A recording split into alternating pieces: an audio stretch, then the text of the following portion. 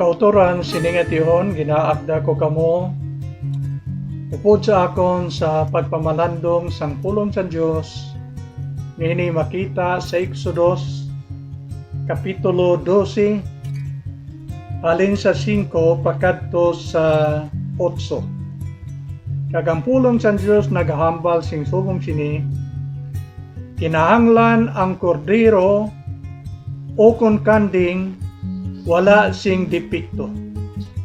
Isa ka lalaki nga isa pa lang katuig. Magpili kamo sa karnero o kon sa kanding. Bukoton ninyo ini tubtob sa ika-14 nga adlaw sang bulan kag sa sini nga adlaw ang bug-os nga Israel magaihaw sini sa kahaponanon. Dayon makakuha sila sa dugo kag ila ipanhit ini sa mga bakalan sang puwertahan kag sa ibabaw sang puwertahan sa mga balay sa diin pagkakaunon nila ang kordero o kon kanding. Sa sinang gabi litsunon nila ini kag kaunon nila upod sa tinapay nga wala sing labadora kag sa mapait nga mga tanom. Ini amo ang pulong sang Ginoo. Kagaton tagnaon ang mga kabug-usan sini. Ini naghambal sang kasaysayan sang mga katawhan sang Dios nga amo ang mga Israelinhon nga dito nagapuyo o kung nag-istar sing malawig nga mga tinuig sa Egypt. Kag mabugat ang ilang pagpangabuhi tungod kay ginaulipon sila dito, kulang ang pagkaon, mabugat ang trabaho, kag labaw sina, hindi sila makasimba sing hilway sa matudtod nga Dios nga amo nagtuga sang langit kag sang duta. Tungod sa mga kabudlayang nakita sa Dios, ginpili niya si Moses kag si Aaron ngayang utod sa pagpangulo agod makagwa sila sa Egypt. Kag agod nga mabuligan sila, ang Dios naghambal gid sa ila nga dapat magpili sila sang isa ka sapat nga amo ang karnero o kon kanding kag ina nga sapat amo ang makabulig sa paghilway sa ila nga makagwa sila kag indi na maulipon dito sa Egypt. Kag ang gintudlo sang Dios sa ila mo ini nga ila pilion nga sapat nga mong karnero o kon kanding isa ka lalaki nga kanding o kon karnero, hindi babae. Ulo anggid man ini ang ginpili sang Dios nga manuluwa sa bug-os nga kalibutan. Lalaki man. Sa bagay, kinatudlo man sang Bible sa aton nga kita nga mga katawhan ulipon sang sala. Siling sa Biblia ang nagapakasala ulipon sang sala. Kung ang mga Israelinhon ginulipon dito sa Egypt, ang katawhan man katulad sa aton ginulipon man sang sala. Kag ang gusto sang Dios nga mahilway ang katawhan. Gusto sing Ginoo nga mahilway ang mga Israelinhon dito sa Egypt. Kag gusto man niya nga mahilway kita sa mga nagaulipon sa aton nga amo ang sala, nga ang agalon amo si Satanas. Si Satanas amo ang agalon kag mga tao nga wala nagauntat paghimo sa sala nagkulugan nga ang ilang master o kon agalon amo si Satanas. Ang pulong dire nga nagasiling kag ini makita ginaton sa John chapter 8 verse 34. Ang nagapakasala ulipon sang sala nagapakasala gani sa aton paway kauntat himo sang sala kay ko naguntat na ang puling himuon nga ang nakasala, pero tungod kay padayon gapakasala sa una subong kag sa palaaboton ang gingamit sang Dios ang naga pakasala ulipon sang sala. Kag tungod kay katawhan katulad naton nagapakasala, ti gusto sang Dios nga mahilway kita gikan sa pagkaulipon sa ngaton sala. Okay, agud mahilway ang Israelinon, dapat magpili sila sang karniro o kon kanding. Pero ang pilion lalaki, hindi babae, kundi laki nga karniro o kon kanding. Amo man ina ang ginhambal sang Dios sa aton.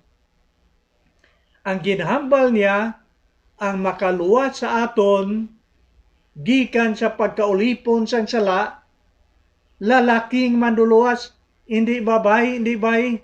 Kagamo ini ginhambal sa Isayas kapitulo 7 bersikulo 14.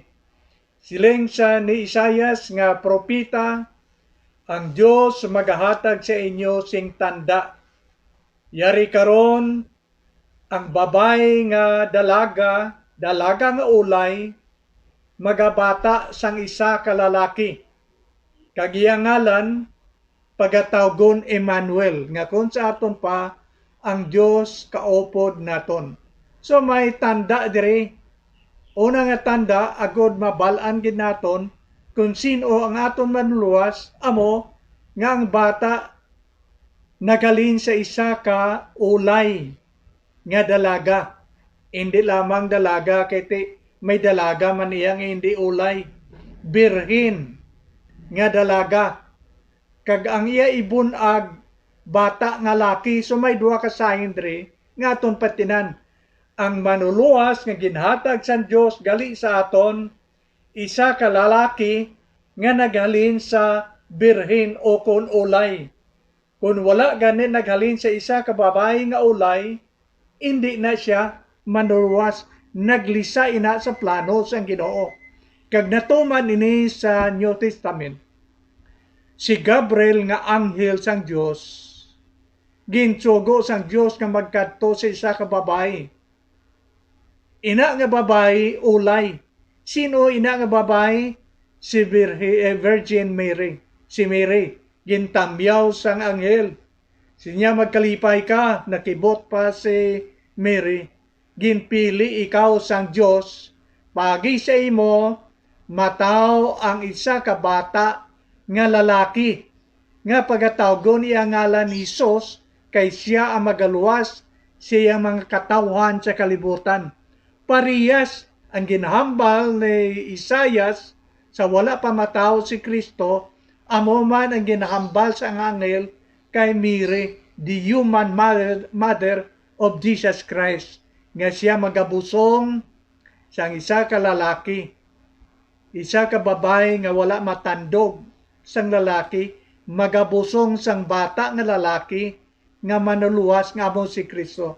So pulo parehas ang naghilway sa mga Israelinon, isa ka kanding o kon karnilo nga lalaki. Ang makahilway sa aton gikan sa pagkaulipon sa aton sala, isa ka manuluwas nga lalaki nga ginbunag sang birhen nga babae nga amo si Mary. So karon ginpadayon ini tudlo sang Dios kay Moses agod nga hindi mapiligro ang ilang kabuhi, agod nga mahilway sila sang matudtod nga kilwayan. Siling sa Dios, ang lalaki nga manuluwas, bukoton ninyo anay sang 4 ka adlaw, dakpo ninyo pitsa 10, kag ihawon ini pitsa 14, so may 4 ka adlaw nga diferensya. Anong tuyo sinisang Dios? Nga bukoton anay 4 ka adlaw. Agod nga masigurado gid nila nga ang ilang ginihaw lalaki nga karniro, hindi babae. Kada adlaw ginatan-aw sang bana o kon isa ka membro sa ilang panimalay alin sa ulo pagkadto sa likod tanaw nila kung lalaki bala o kung babae kay kung babae gani hindi pwede dapat laki. Hindi lamang laki ang ginambal ni sang Dios kay Moses kundi isa ilagi di saon sing maayo kun bala ang ilang gindakop nga babae o kung lalaki nga manluluwas wala sing dipikto hindi masakiton wala gani sing dipikto kung sa aton pa kompleto ang sungay ang mata hindi bulag anya dalonggan kompleto hindi piang hindi man kumpol kundi kompleto gid wala sang dipikto kay kung may dipikto hindi pwede nga mangin manluluwas nila hindi pwede makahilway sa ila gikan sa pagkaulipon sang ila sala ipadalagan ta ini nga kamaturan sa aton man manluluwas ang aton manluluwas nga ginpili sang amay para sa aton agod sa pagluwas sa aton gikan sa pagkaulipon sa sala isa ka lalaki nga wala sing dipikto kung ang ila sang isalinhon perpekto wala sing balatian ang aton manluluwas man nga ginhatag sang Dios sa aton wala sing dipikto perfect. Ano ang pagka-perfect yan ni Jesus Christ?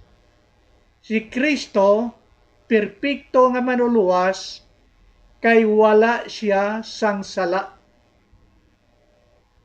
Halin sang una, tubtob subong, wala sing isa ka tao nga makapamatuod nga si Kristo nakasala.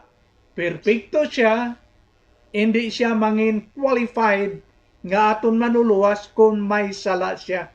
Kay man ang makaluwas lamang sa aton ang perpekto nga persona kag ginaamo ang ginpadala sa amay diri sa kalibutan kay siya lamang ang mangin qualified nga manluluwas para sa aton tanan. Isa ka panahon si Kristo nagpanudlo diri sa duta.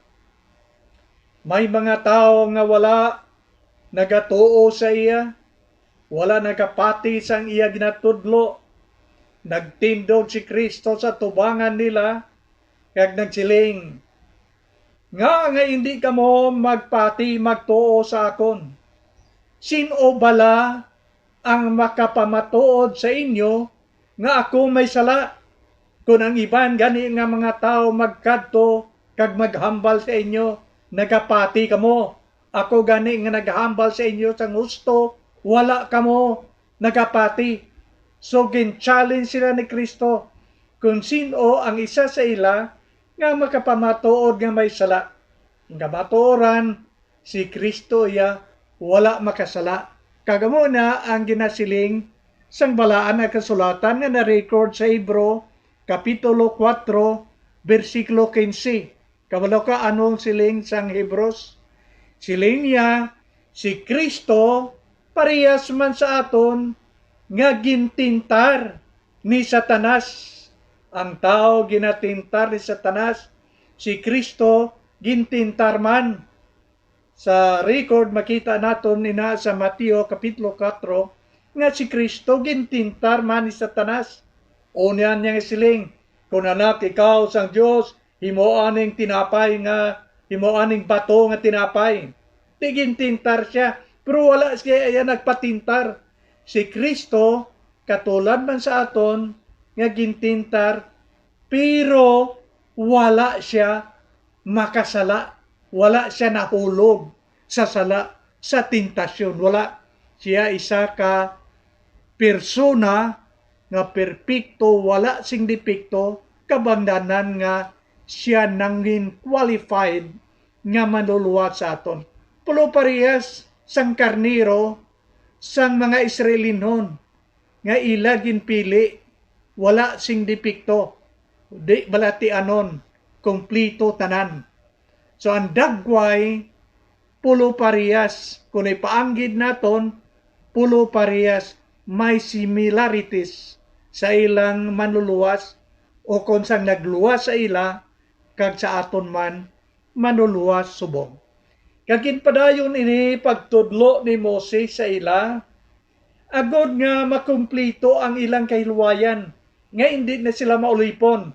Siling ni Moses sa mga katawhan sang pungsod sang Israel. Tapos ang apat ka adlaw kag sigurado na kamo 100% nga ang inyo ginpili amugid ang karniro nga lalaki kag wala sing depekto, ihawon ninyo ini sa tion sang kahapunanon. Dungan sila ihaw. Kag siling niya, ang dugo sina nga karniro nga inyo ginpili nga wala sing depekto, ihamlit ninyo sa bakalan sa purtahan sa inyong balay. Amo nang instruction. Hindi dugo sang manok, dugo sang karniro nga wala sing depekto, lalaki ang iyang dugo ihamblit sa bakalan sang ilang balay. Kag nagsiling si Moses sa ila, ang Diyos magalagaw sa sinagid nga hapon. Kag kung makita niya nga may dugo sa bakalan sa inyo balay, magaagi lang siya.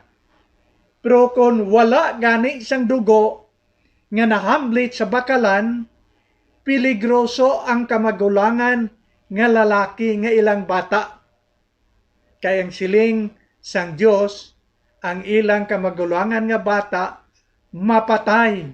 Ang solusyon lang man agud masolbar lamang ina amo nga butangan dugo sang karniro nga ilang ginpili ang bakalan. Okay, anong ginatudlo sa aton sang Bible? Ang ginatudlo sang Balang Kasulatan, ang aton manluluwas, agud maluwas kita, gikan sa pagkaulipon sang sala, amo ang wala sing depekto, kag ang iya hamili nga dugo, amo ang magatinlo sang aton mga kalapasan. So i-apply naton ang hamili nga dugo ni Kristo, ang ginpili sang Dios nga aton manluluwas.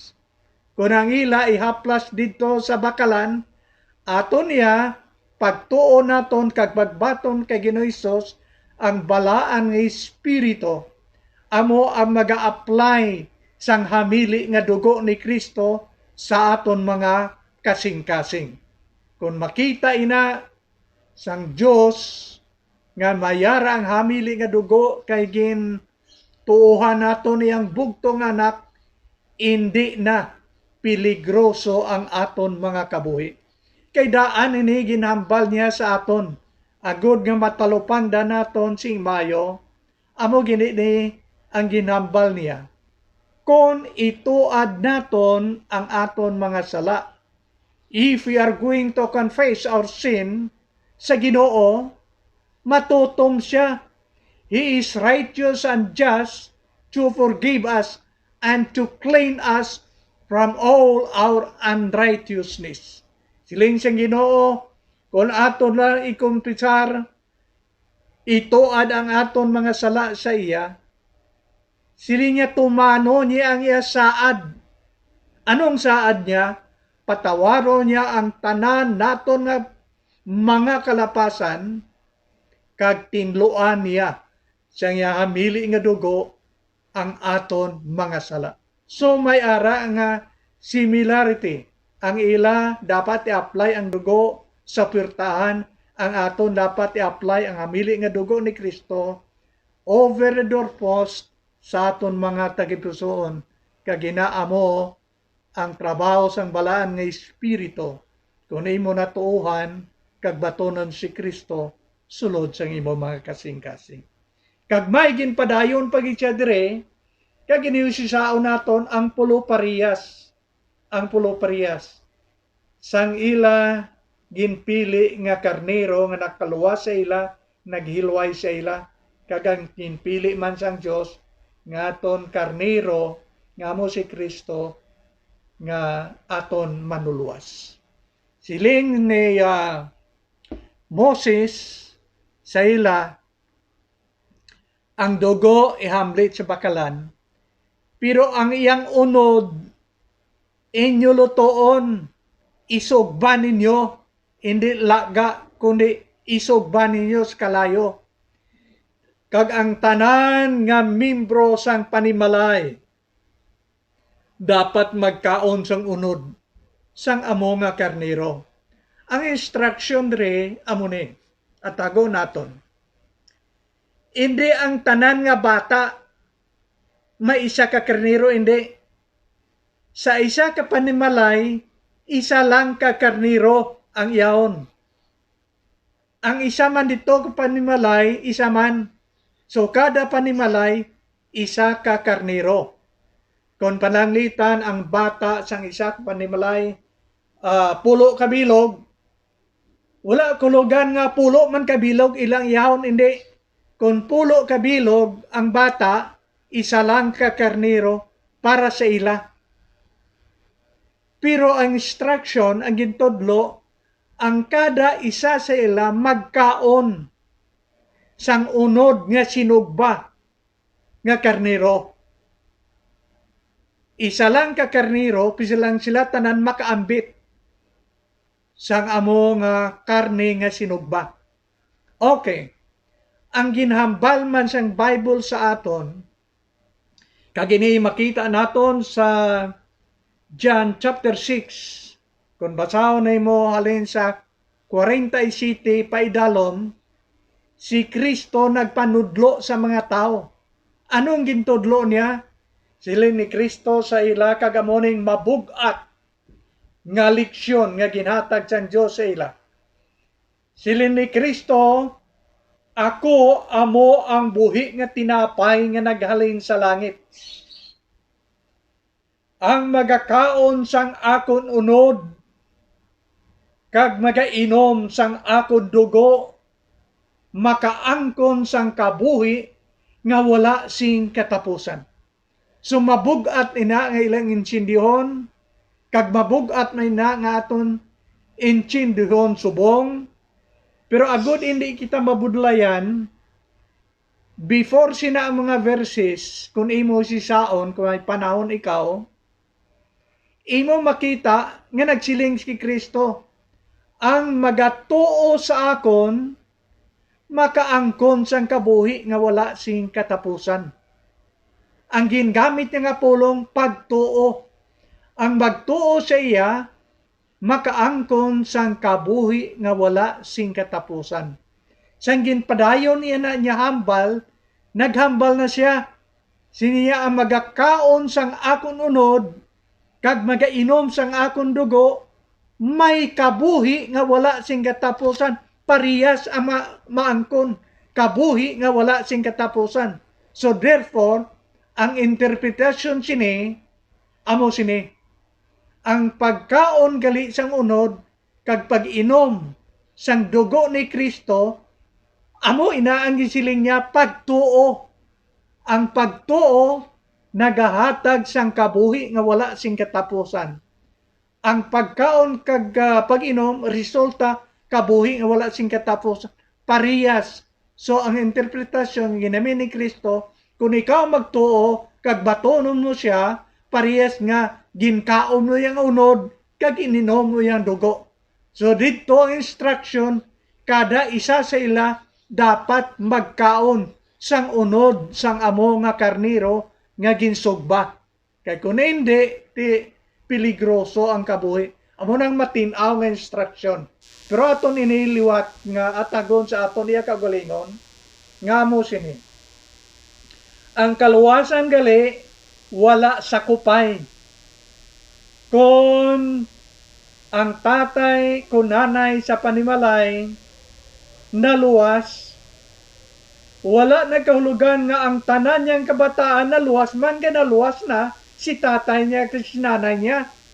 Hindi wala ang instruction na gasiling nga dapat ama silinon kada isa sa ila magkaon ang kada isa sa aton agud magluwas dapat nga magtuo kag magbaton kay Kristo. Katulad ini sang magkaon kaabi panyaga. Pagsiling na ang nanay nga nagpreparar sang pagkaon, o sige, preparado na ang tanan, imbitado na kamo, pungko na kamo kag magkaon. Pero kung ang isa ka bata iya magsiling nga, hindi ko iya, kaya daw hindi ko na iya kauyon sang sudanda. Di masabat na lang ang iya magulang abi, ang utod niya. Sige lang to, bisan hindi ka magkaon. Sige lang, okay lang. Sakupon ko lang ikaw. Ang una nga pinggan para sa akon. Ang ikadaw nga pinggan para na sa imo. Sakupon talang hindi magpangisod kung hindi ka kauyon. Di pwede na. Pwede nga ikaw ang makaon. Sakupon mo ang isa nga hindi magkaon. Hindi pwede. Ang instruction kay Moses matag. Kada isa sa ila dapat magkaon. Ang kada isa agud maluwas dapat nga magtuo kag magbaton kay Kristo. Ang imo lolo bisan ano ka Dios nun sina, hindi siya makasakop nga sakupon niya ikaw sang kaluwasan nga inabaton. Dapat kada isa, kada individual nga tao magtuo gid kag magbaton kay Kristo. Amo na ang hambal sang Bible, ang bisan sino nga magtuo maluwas. Bisan sino, di kun hindi ka abi mo ya. Masakop ka bala ni lolo mo, ni tatay mo, ni nanay mo, hindi. Dapat ikaw gidiya, tanan gidiya nga membro, magkaon o kon magbaton kay Kristo sulod sa iyang kabuhi. Kagako nini pagatakpan sing subong sini nga istorya. Ang handom ni Kristo sa mga katawhan sang Israel nga hindi sila maulipon, dapat magwa sila dito. Kagamo man ini ang handom sang Dios sa aton. Dapat hindi kita maulipon sang sala, kay ang nagapakasala ulipon sang sala.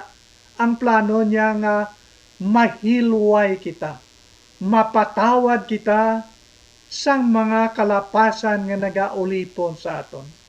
Kung tanaw naton si Kristo sang dito siya ginlansang sa cross, mabatyagan gid nimo subong nga ang handom gid niya nga maluwas kita. Ang handom gid niya nga mapatawad kita sa aton mga sala. Kagamo na ang pangamuyo niya sa amay, ang una gid nga mga dinalan nga ginmitlang ni Kristo dito sa cross. Kabalaw ka kaanon siling niya, amay, patawara sila kay wala sila makahibalo sang ila kinahimo. Gabakho na si Kristo dito sang kasakit. He was already between life and death. Pero ang ginadumdum niya gyapon hindi ang iyang pagantos.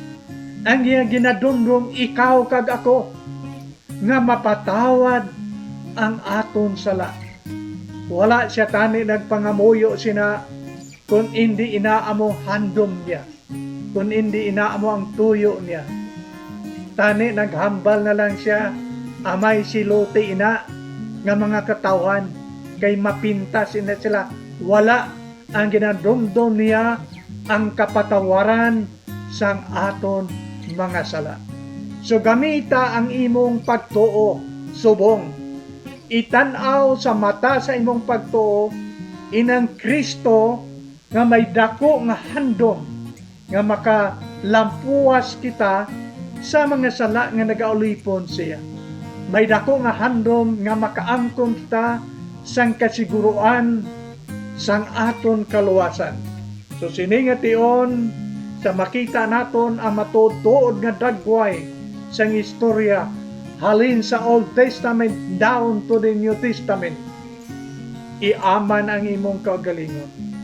Buksi ang imong kasing-kasing. tuohi kag matuna si Kristo sulod sa iyang kabuhi.